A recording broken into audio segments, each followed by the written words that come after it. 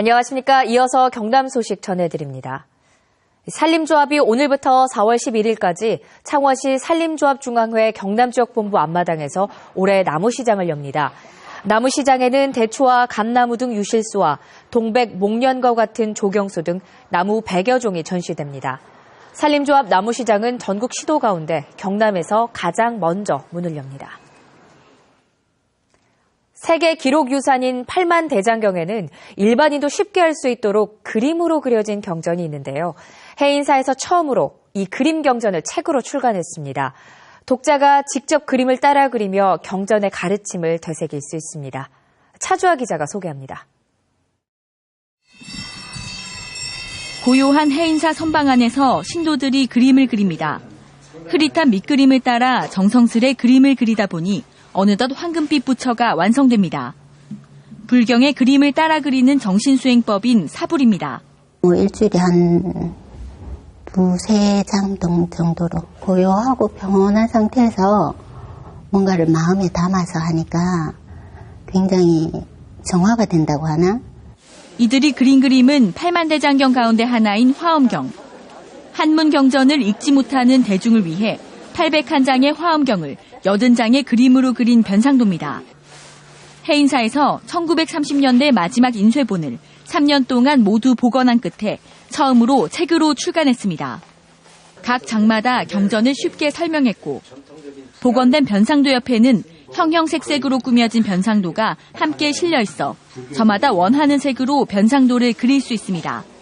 전시되어 있는 그런 어떤 유물을 떠나서 세계문화유산인 팔만대장경 속에 담겨져 있는 그런 가르침들을 오늘의 현실 속에 좀 꺼집어냈다.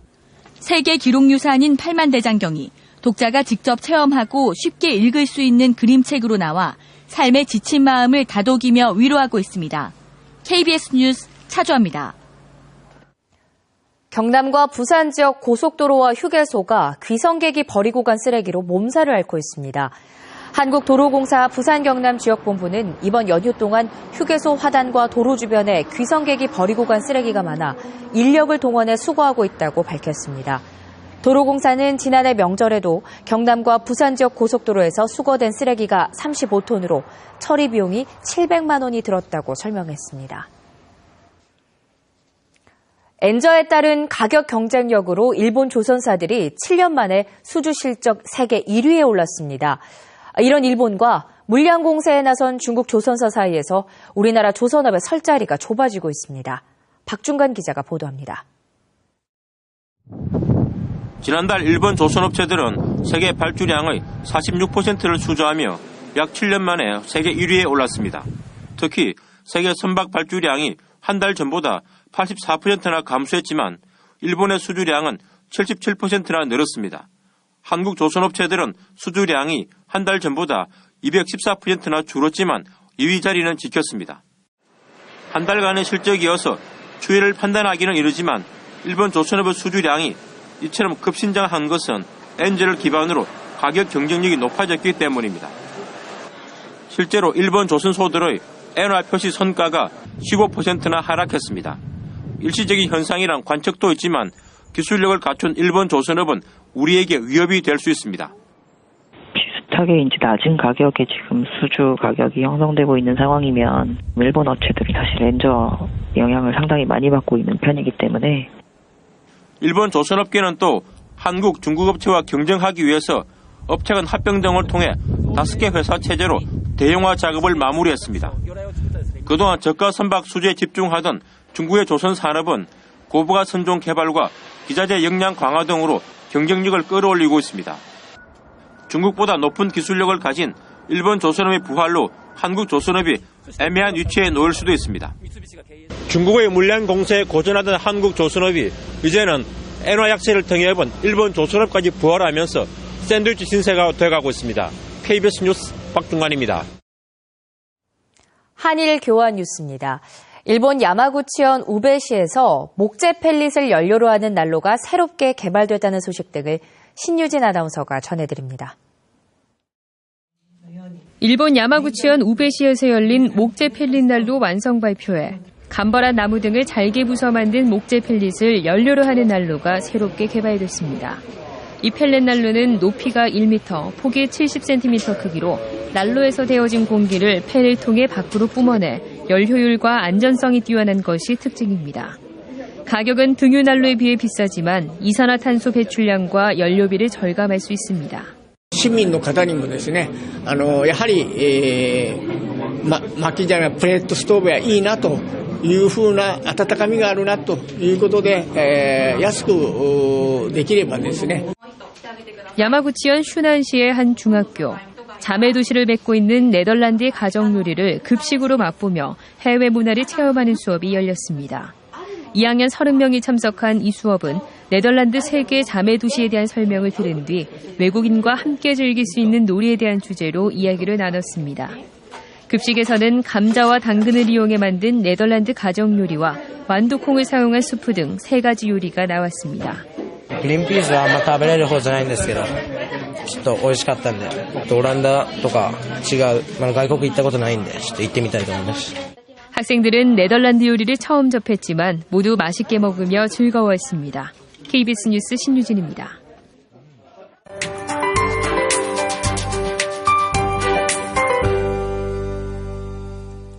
긴 연휴를 보내고 다시 일상으로 돌아온 월요일입니다. 어제부터 황사가 말썽이죠. 이 창원은 황사 관측일에 3번째로 관측된 2월 황사고요. 황사 농도는 평상시보다 4배 이상 높은 수치를 보이고 있습니다. 지금 경남 지역은 7개 시군에 황사주의보가 발효 중인데요. 앞으로 그 밖의 전 지역으로 황사특보가 발효될 가능성이 높습니다. 사실 이맘때 날아오는 황사는 오염물질이 많이 포함돼 봄철 황사보다도 더 인체에 해롭습니다. 이 때문에 오늘 외출은 될 수 있으면 삼가하는 것이 좋은데요. 불가피한 상황이라면 보호안경이나 마스크 꼭 착용하셔야 합니다. 외출 후 집에 들어가시기 전엔 몸의 먼지를 꼭 털어주시고요. 집에 들어오시면 손과 발, 눈과 코를 깨끗하게 씻어주셔야겠습니다. 현재 경남 지역은 구름의 양이 많은 모습이고요. 황사로 인해 미세먼지 농도가 매우 높은 단계까지 올라가 있습니다. 오늘은 종일 가끔 구름이 많겠고요. 기온은 어제보다 낮습니다. 아침 기온 어제보다 최고 8도가량 낮게 출발했고요. 오늘 한낮 기온은 의령 11도, 창원 역시 11도 등으로 어제보다 3, 4도가량 낮겠습니다. 서부 지역도 가끔 구름이 많겠고요. 황사 때문에 하늘이 계속 뿌옇겠습니다. 오늘 한낮 기온은 함양 9도, 산청 10도, 진주 11도가 예상됩니다. 바다의 물결은 전해상에서 0.5에서 최고 2.5m까지 일겠습니다. 당분간 큰 추위는 없겠습니다. 수요일 밤부터 목요일 오전 사이에 비가 내릴 것으로 예상되고요. 일요일에 또 한 차례 비나 눈이 내릴 전망입니다. 기상정보였습니다. 최근 국제유가의 상승세로 리터당 1,200원대 휘발유 주유소가 자취를 감췄습니다. 유가정보 시스템 오피넷에 따르면 경남에서 휘발유 최저가 주유소는 리터당 1,320원에 판매하는 진주의 한 주유소로 모든 주유소들이 요금을 인상했습니다. 국제유가 상승으로 국내 정유사들은 최근 휘발유 실제 공급 가격을 리터당 평균 62원을 올린 것으로 나타났습니다. 거제시는 국내 첫 민간 투자 방식 국가산단인 거제시 해양플랜트 특화산업단지의 민간 부분 건설 투자자로 현대산업개발 컨소시엄을 우선 협상 대상자로 선정했습니다. 거제 해양플랜트 특화산업단지는 사업비 1조 3천억 원을 들여 사등면 사공리 일환 381만여 제곱미터 면적의 산업단지를 조성하는 사업입니다. 경남의 청년 취업자 수가 전국에서 2번째로 많이 줄었습니다. 한국고용정보원이 15세에서 29세까지 청년층 고용 현황을 조사한 결과 지난해 경남의 청년 취업자 수는 19만 3천 명으로 전년보다 5천 명이 감소해 서울에 이어 전국에서 2번째로 감소폭이 컸습니다. 반면 경기도는 2만 7천 명, 경북은 2만 3천 명, 대전과 광주는 8천 명 청년 취업자 수가 증가했습니다. 경상남도는 소외계층 도민이 사용하도록 문화누리카드로 올해 52억 원을 지원합니다. 경상남도 문화누리카드는 기초생활수급자와 차상위계층 도민 등에게 연간 5만 원씩 지원되며 호텔과 펜션, 버스와 철도, 프로스포츠 관람, 영화관과 공연장을 이용할 때 사용할 수 있습니다. 멸종위기종이자 천연기념물 제198호인 따오기를 이르면 올 하반기부터 관람할 수 있을 전망입니다.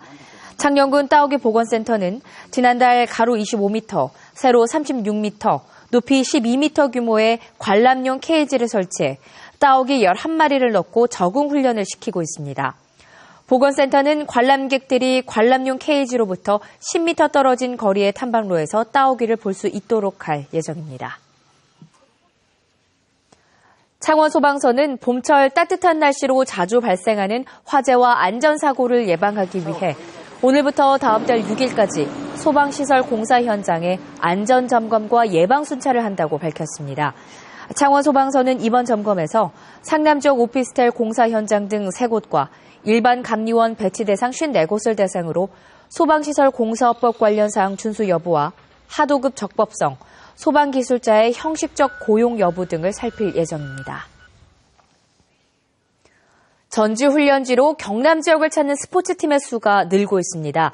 경상남도는 지난해 11월 말부터 올해 1월 말까지 전국에서 총 1,100여 개 팀, 2만 5천여 명이 동계 전지훈련을 위해 도내 시군을 찾았다고 밝혔습니다.